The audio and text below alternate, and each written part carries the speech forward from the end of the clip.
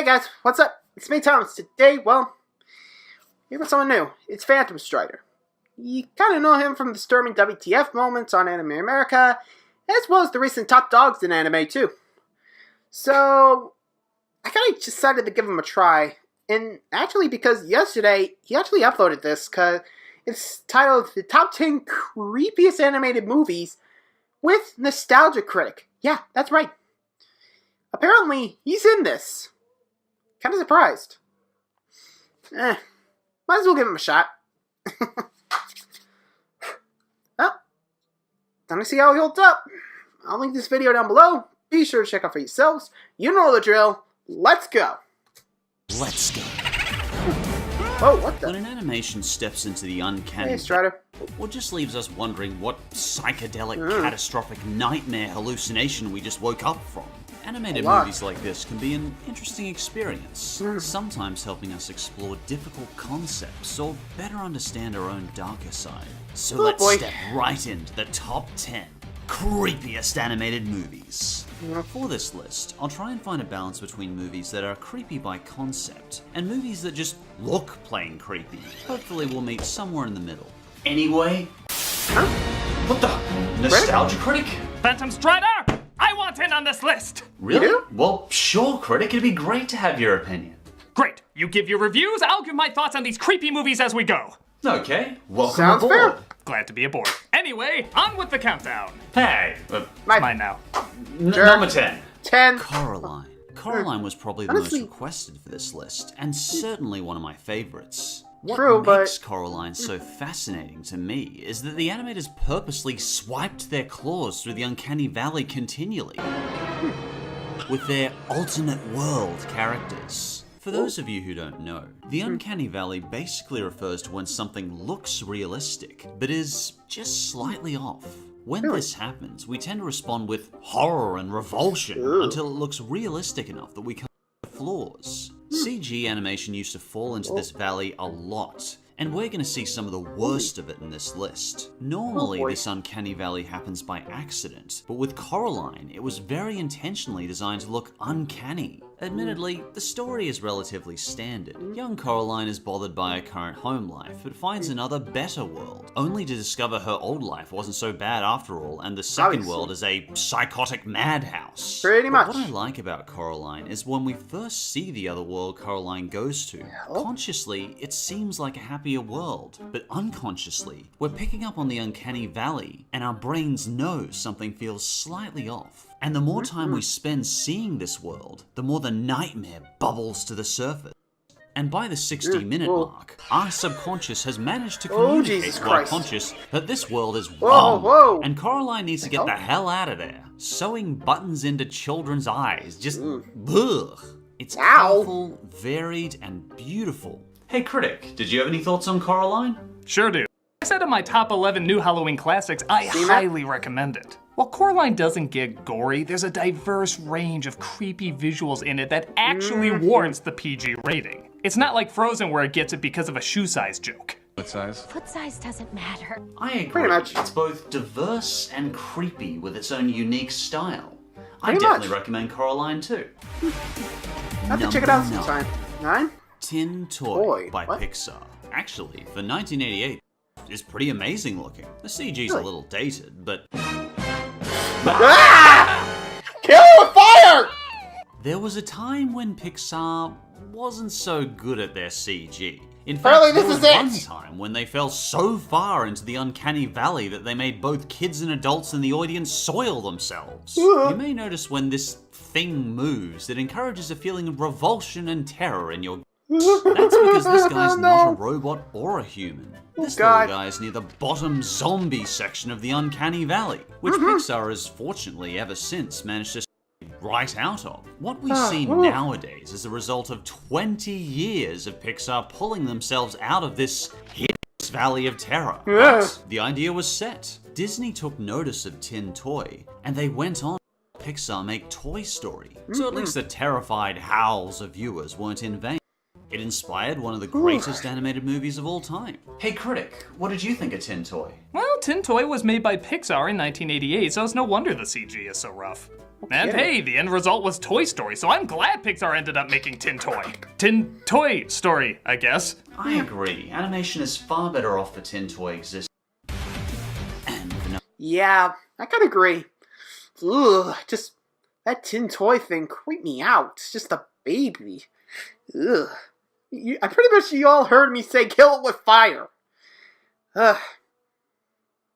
Do you think this thing's still around? Or... actually, I don't think I want to watch. Ugh. I know there's some darker stuff down the road, but... oh boy. Here we go. Great. What's next? Monster House. Oh, I know this one. Ooh, Okay, poor to start cop. with, this doesn't Heads even up. need to be a monster movie. Just look at that animation. This is from the era where animated movies were just coming out of the center of the uncanny valley, still giving off some of those creepy David Lynch vibes. It's meant to be a horror film for kids, but kids may not have realized exactly why they were horrified. But we're only scratching the surface of the uncanny valley with Monster House. Oh, Jesus. CG animation was about to become even creepier. The story is that a couple of kids discover a house that is haunted and it tries to eat people. Pretty much. From there, it's got a lot of the usual standard tropes, but it's got some creative scenes in the process, so I enjoyed it. That pit. Hey Critic, didn't you review this one in your Halloween Guilty Pleasures? I certainly did. The character animation can be awkward and the scenes can move slowly, but the way the Monster House transforms everyday objects into nightmares was super creative. I think it's still an interesting Halloween guilty pleasure. Number 7. Disney's A Christmas Carol. This is... oh, hey, hey, hey! You thought Jim Carrey as the Grinch was terrifying. Try turning him into a disembodied, freaky CG ghoul. A ghostly ghoul. What's my business? To me, this animated ghoul fest sits rock bottom at the Uncanny Valley. This was such a massive project that they decided to even screen this Christmas Carol in IMAX. Why? Begging the question, who would want to see these ghastly terrors in gigantic, city-destroying size? Every character just looks creepy in this motion capture, from the peasants to Scrooge to the ghosts. And even if they didn't, the whole movie just seems intent on spooking the pants off the audience. Without much reflection on the light moments of Christmas Carol, the special moments that make it a pleasant occasion. This is one of those animated movies you can look at, and your conscious can register these are meant to be humans, but your unconscious is in panic overdrive trying to figure out what the hell it's looking at, and why everything looks so wrong. Even the merry scenes are disturbing in the way they move.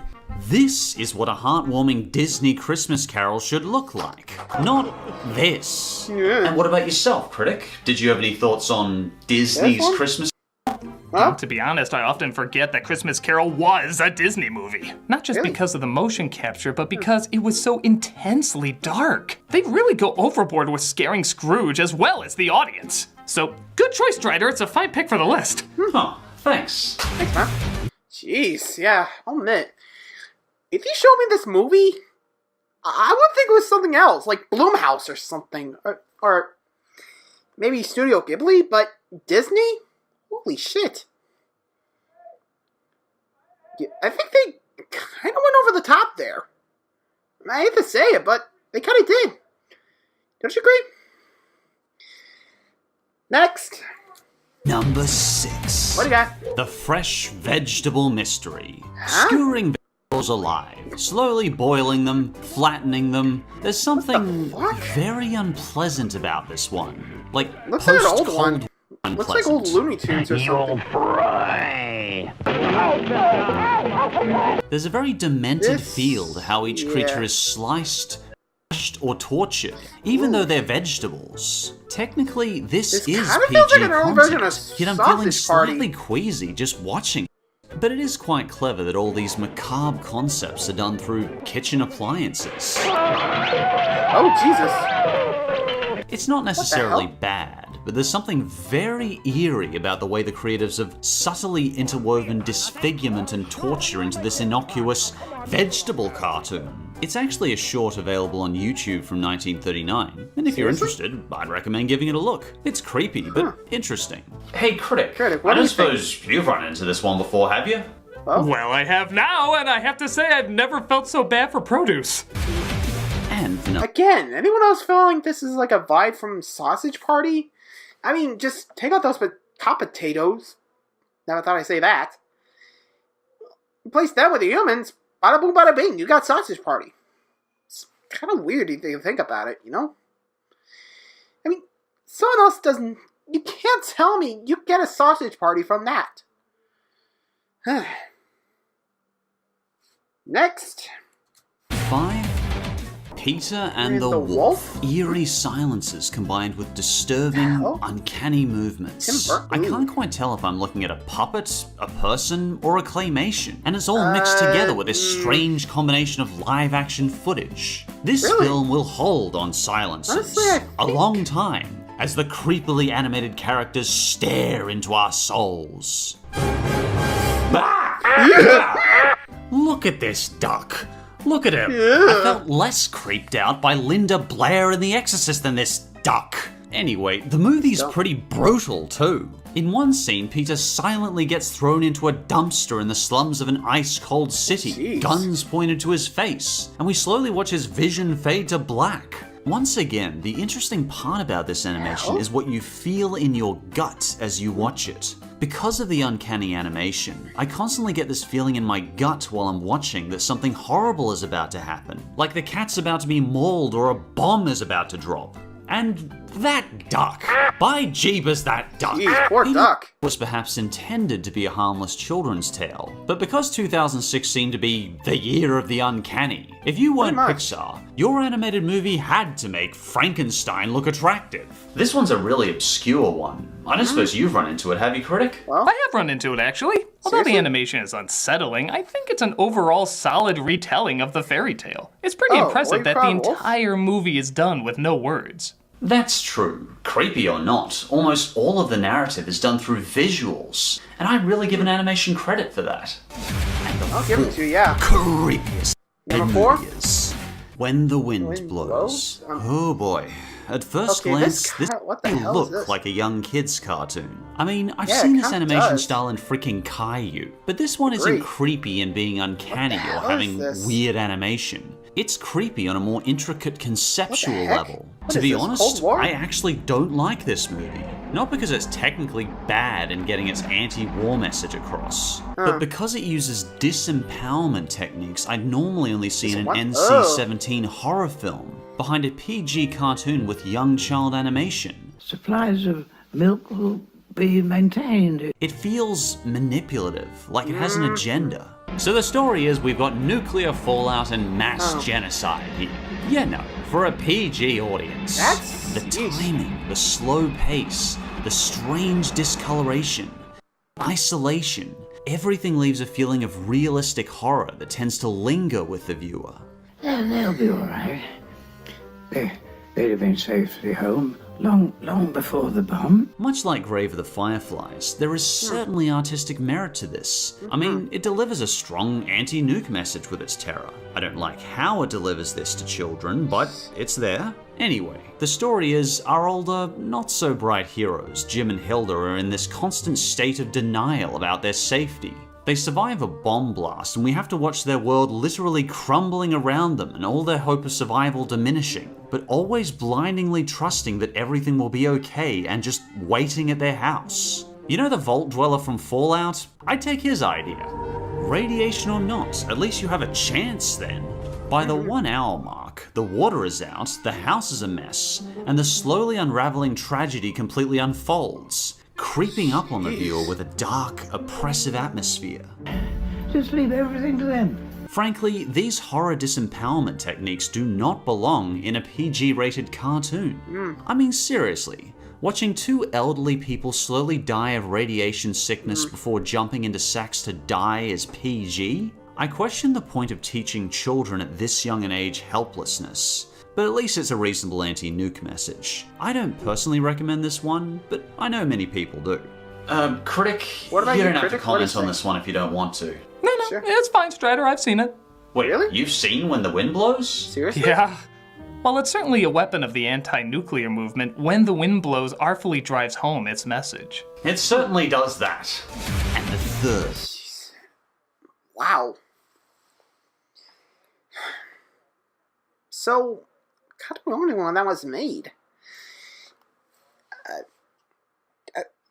But given that anti-nuclear thing, I would say it would definitely be, Cold War-ish, because that was where the highest threat of nuclear bombing was.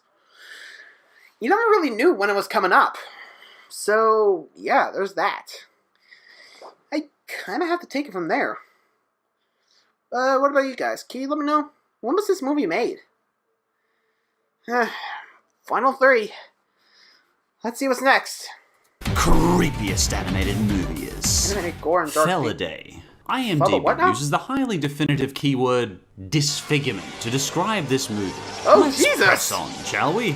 You thought Watership Down was creepy? What actually makes Watership Down look God. like tornado wind in the willows? Oh, boy. Feliday is an abandoned, unreleased German cult animated cat movie. When you think talking cat, you Oh, probably imagine charming Jesus. animations like Puss in Boots, Hello Kitty, and Aristocats. Well, What time is Feliday it? says screw you to all those stereotypes and makes a brutal, violent, Holy sexually explicit mutilation kitty cat cult movie. Imagine Aristocats, except give it brutal murders, religious mass suicide, nightmare acid trips, and God. disfigurement scenes. Yeah, I can't really picture it either. So our hero cat Francis is investigating the murders of several of his kitty brethren. But soon, Francis uncovers a suicide kitty cult. Jeebus, I never thought I'd use those two words in the same sentence. It's pretty creepy and messed up to see all this happening. Information I'd expect from Aristocats. What I was watching wasn't exactly a scene of Aristocats. Yes, Hey, I what just do you said know? that, Francis, thank you. And we continue with kitty sex, more kitty hell? decapitation, Ooh. sure, why not? And then we come to the big memorable horror show Nightmare that gives Feliday its well-earned spot on this creepy list. Jesus. Pardon my censoring. To keep this on YouTube, I've unfortunately had to censor a few parts. We Thank get you. a vivid nightmare sequence showing dead cats on strings rising up as their heads fall off and they're gutted. Then it turns out the house used to be used for surgically experimenting on cats. What? Nope, done. I'm not showing that. Pardon Thank me, you. but I think you have a clear enough picture of how creepy this thing can get. Interestingly, this was actually the most expensive animated German film ever made at the time, apparently costing over 10 million marks. An English dub was created, and it's hold on. actually Yeah? I will a minute! One sec, guys. Sorry about that. Mom wanted me to try some oysters, so... Not so good. Not so good. Ugh. Might as well try to finish this off. good, yet no English cast was ever credited. All the Really? voice cast is entirely speculated. There's so much mystery behind this movie. I actually kind of recommend this movie though. It's black and bleak, but cinematic and at times beautiful. It has a nice narrative and the English voice acting is very decent. But Really?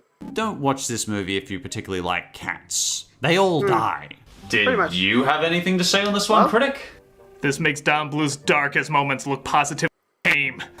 Jeez, give him that. Creepiest Number animated two? What do you got? movies. The Adventures of Mark Twain. What kind of fruit do you like the most? No creepy list can be complete without the Twain. adventures of Mark Twain. Certainly the creepiest claymation I've ever seen, and a good example of combining intriguing with the macabre. You may make some people. The story is, our hero, Mark Twain, is so disgusted with the human race that he decides to off himself by launching himself into a comet. He's apparently really looking forward to it. Oh, I'm looking forward to that. Pretty much. Jeez, life has clearly not been good to him. So the kids from Tom Sawyer attempt to try and stop him because they're also on the kamikaze ship. And I imagine they also probably don't want him to off himself. What a view! It's a strange ambiguity because there's this feeling of glory and adventure when you look at it. But in reality, it's a bunch of kids desperately trying to convince an old man not to kamikaze his ship into an asteroid. Along the way, we'll learn more about the Twain philosophy and meet familiar, colourful characters from history, like Satan. You may have heard of it. Hello. Who are you? An angel. And in this, he creates a mini civilization of people in order to torture and murder them all. Ooh. Jesus. Pretty standard Satan stuff, I guess. Despite its cheesy clay animation, there is a sense of existential nihilism to Mark Twain, which, understandably, may be more difficult for sensitive viewers to watch, again, particularly in scenes like visiting comics. Satan, because, funnily enough, Satan's a pretty nihilistic fellow. Nothing exists save empty space and you. But the exploration of animation and ideas happening here really shows artistic merit. And the crazy part is, we're given this dark perspective all through cheesy Play-Doh. From its chilling imagery to its bleak universe, Mark Twain is likely to leave many viewers unnerved. I think viewers would really appreciate your perspective on this one, Critic. Oh, Critic? Any thoughts on Mark Twain? Mark Twain is definitely experimental, but you gotta admire the detail that went into the claymation. That's true. The team who brought us this obviously really cared about the project and put a lot of time in the animation. It really remains a unique animation piece to this day. And before we get to number one, I'd like to go through some quick honorable mentions. Let's see. There were a lot of choices for this list, so pardon me if I've missed a couple. Alice, 1988. Yeah! That face could eat souls. The Plague Dogs, a powerful animation made by the creator of Watership Down that discusses the cruelty of animal experimentation.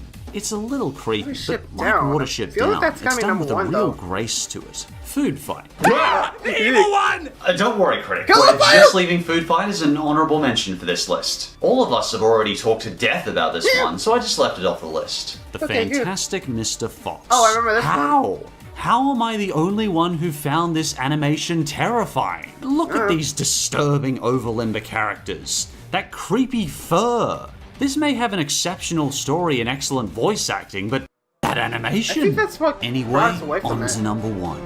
Alright, and number the one. number one creepiest animated movie is 9. Oh.